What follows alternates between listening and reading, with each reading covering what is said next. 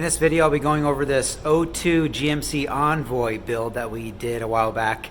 I'm just getting around to doing the video. It is actually for sale, and it will be available for pickup in January. Right now, I think it's December 17th, so 2020. So January 2021, this thing will be available. But let's get right into the tour.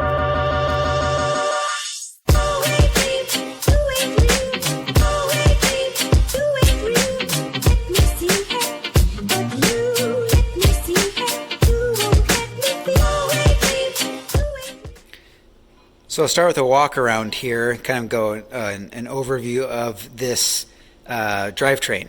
So this is an 02 GMC Envoy, which is extremely similar to the Chevy Trailblazer, Buick Rainier, Oldsmobile Bravada, Saab 93X, and the Isuzu Ascender. I think that was all of them. There's a bunch. So they all share really similar, they're all very similar. This particular one has the 4.2 inline six. It's called the Atlas series of engines that GM did. So they had a 4, 5, and a 6 cylinder that were very similar. The 5 cylinders used in like GMC Canyons, Chevy Colorado, the H3, and then the 4-cylinder was used in their cars. Transmissions, a 4L60E, just like the Suburbans and Tahoes. The rear end is a 10-bolt, 8.5, not a 9.5, so it's a little bit different ring gear, but really solid rear axle. Transfer case very similar to the Suburbans, so really similar drivetrain wise to our other builds. It just has a straight 6. Now these did also come from the factory with a 5.3, which I think would be really fun because this thing's pretty peppy as it is. I think it's got about 270 horse stock, and with that 5.3 would be just sweet. So that's a good option too. And suspension wise, it has the rear coils like we do for the Suburbans, so a Moog HD coil, and the front we just leveled it out with Bilstein 5100 shocks all around. Other than that, no modifications have been done, just our typical fluids have been changed, tune-up and stuff. And this one actually has extremely low miles. I think it has like 83,000 miles. It's in amazing shape. We had a snowstorm, so I wasn't able to clean it, but it is just really good shape inside and out. So this would be a great, vehicle for someone. And that's, and then tires. So these are a 32-inch, not a 33-inch tire. We did the Falcon Wild Peak. What size are these things? Oh yeah, the 235 8017. So these are really common on, like dually pickups. Either the 235 8017 or a 235 8516. So it's a really common tire, pretty affordable. And then the full-size spare just fits underneath, just like our other builds, which is a really big plus. So you can see it down there. Up top we have the Renogy 100-watt solar panel that we do in other builds, and then it has the roof rack. Now the roof setup can be different configurations, but this is what we have right now. A solar shower could be added, etc. Now I'll start explaining the interior. So the interior, this is pretty much like our knee models. So it has the bed platform with these drawers, and so these things slide out, and then the other side does also, and they're a little bit more lower profile than our Suburban builds, but has some good length right there. And they are different sizes for a reason. I'll go over that in a second. And then the mattress, this is actually the same mattress that we use, but we didn't have to cut it down. So it is a full 54 inches wide, and then you can extend it out to 75 inches. So actually a little bit bigger mattress than a Suburban, which is kind of funny because it's in the micro, version. And coming around here, this has a fridge. So this is passenger side. The fridge is just right there. And it's the same fridge, the Dometic CFX 28. So that fits nicely there. And then there's the Goal Zero 500X. If someone wanted to, you could fit, a bigger Goal Zero in there, I believe. I would have to measure it, but I was just thinking that as I was saying.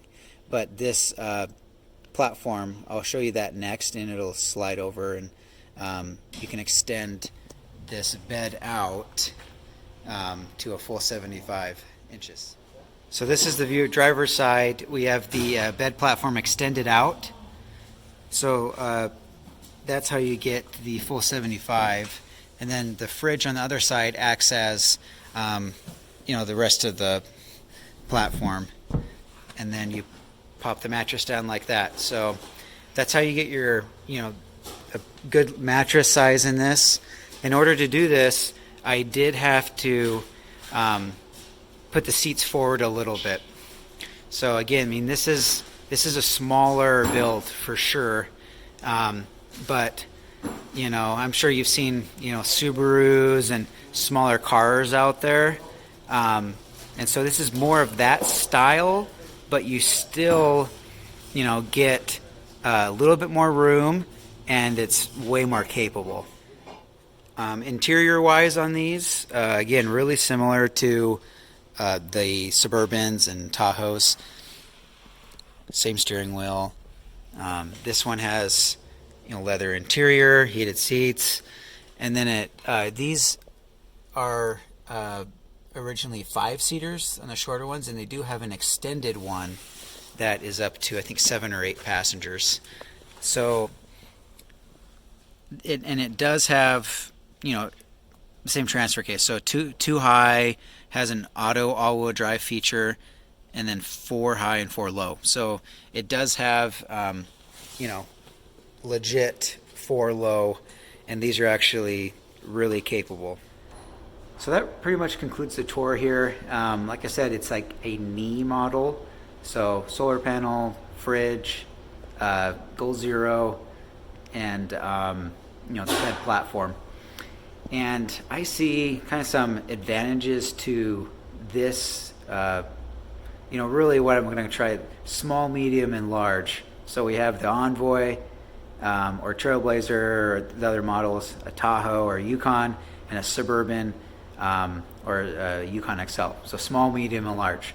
So this is definitely, it's not for everyone. It's definitely smaller.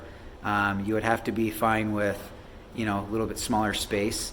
Definite advantages are, I could say, without a doubt, this is probably the most stealthiest thing. It's definitely up there. I don't think many people are living out of Envoys or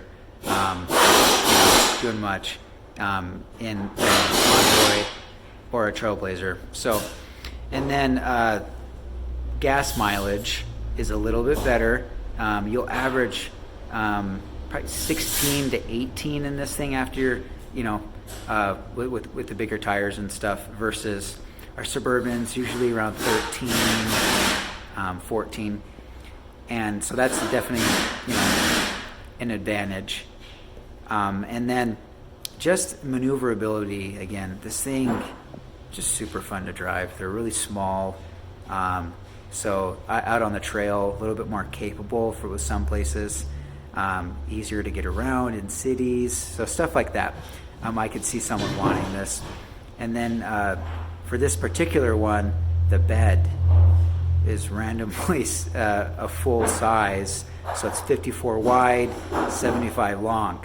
So it's actually bigger than our Suburban builds. Now, if we put cubbies in the thing, that would be a different story, and we would have, a skinnier mattress, but the way this is set up is a pretty big mattress, so I could see two, traveling very comfortably in this.